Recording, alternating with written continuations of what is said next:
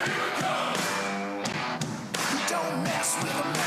right, welcome back to the show on this Friday night. Let's take a look at the week that was for the Biden administration and everything else heading towards the midterms with our friend, political strategist Kevin Walling, who's here in studio and back up late with me tonight on the Final Five. Welcome in. Good to see you again. Jim, good to be back. What's new?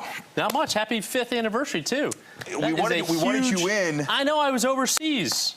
I was watching, though. I love all the people that you were on with. I think at some point you've been on with pretty much all of them. I've been on with all of them. Troy and Amanda and Lauren, yeah. They're all great. Yeah. Hey, let's talk a little bit about what's been going on. So first things first, you've been our unofficial Biden whisperer on the show here.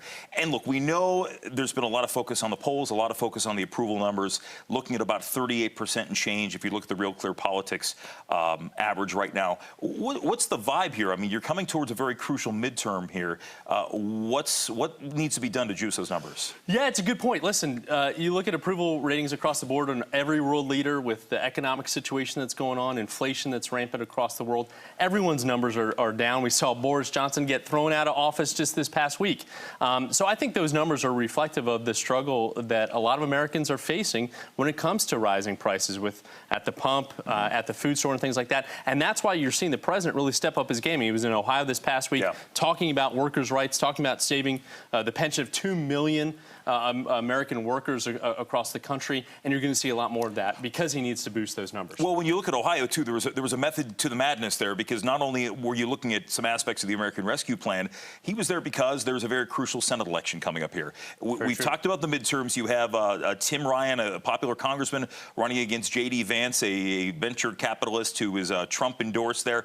But, you know, that is a state, too, where Donald Trump is pretty popular. So is this a bid to try to appeal to that blue collar? Well, and it's a state that's eluded Democrats for the last couple of cycles. And we put a lot of hopes in Ohio. As Ohio goes, so goes the nation. So it's been obviously a key focus point for Democrats. The president obviously lost that by a few points. We're hoping to make that up with a compelling candidate like Tim. Yeah, Tim Ryan is more of a... he's a populist. I mean, he's Youngstown. He's also somebody that when he ran, I believe in 2016, he challenged Nancy Pelosi for the speakership, or at some point he challenged her for it, which... If you do that in the Republican Party, you're ostracized immediately right now. And let's be honest, that seems to be the way it goes. Look at Liz Cheney. Yeah, exactly right. And I think he's built bridges back to Nancy Pelosi. I subscribe to the old adage, if you come for the queen, you best not miss. He learned a very valuable lesson, not just in terms of how to count, but also, too, how powerful Speaker Pelosi is. So when we go back to the numbers, we go back to inflation, which seems to be cooling off a little bit. You know, I think obviously not as much as they hoped it would with the Fed's moves. Gas prices have been down for 21 days. There has been a streak when it comes to that. Yell that from the rooftops. We're down 10 cents. It all comes down to those pocketbook issues. Exactly right. So, you know, when you look at what the narrative should be, because clearly the president wants to hit the campaign trail, the president would like to be out there for a lot of these candidates out there. What's going to be the message that this White House can take to the American people and saying, look, the headlines say one thing, but this is the message we want to bring to you? Yeah, I think if it's a referendum on the president, it's not going to be a good day for Democrats. So we've got to take the fight to Republicans. I've been talking about this all the time. The economy is going to be the #1 driving issue. You have issues like gun violence. You have issues like the end of Roe versus Wade that's going to make a difference on the margins in a lot of those key races, like Ohio, like Pennsylvania, like North Carolina. But at the end of the day, it's the economy, and you're going to see the president really focusing on that in the next 120 days. When you talk Roe, are you disappointed that Democrats didn't do more in the past when they maybe had a bigger majority in the Senate and the House to codify that? Because it seems like at some point the power is in their hands. Right now, they don't have the votes for that.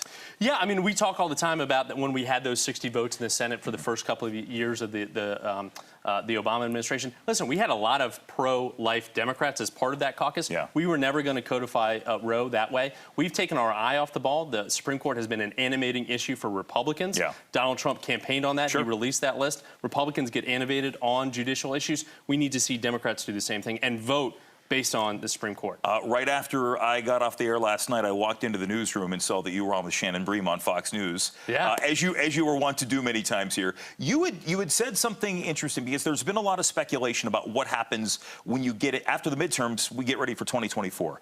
You say that the party that they need to rally around President Biden. He has alluded that he would like to run for re-election. He has not officially made that clear yet. Yeah, I mean, I was with him, with my mom and my boyfriend at the July 4th holiday festivities at the White House. He was looking great. Dr. Jill was looking great. He worked the rope line for a good 3 hours in the sun. So I think he's fired up to run for re-election. It's a point that I made this past week. Republicans rally around the flag of the president, like President Trump.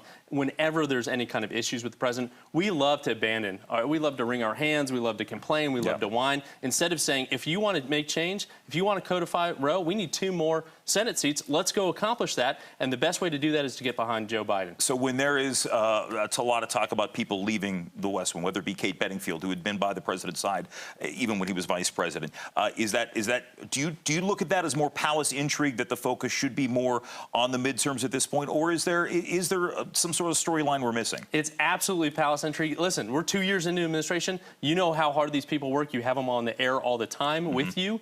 This is a daily struggle in terms of personal life versus professional life. That's the story there, and just in terms of how hard these people work. And we're 2 years into administration. That's natural turnover.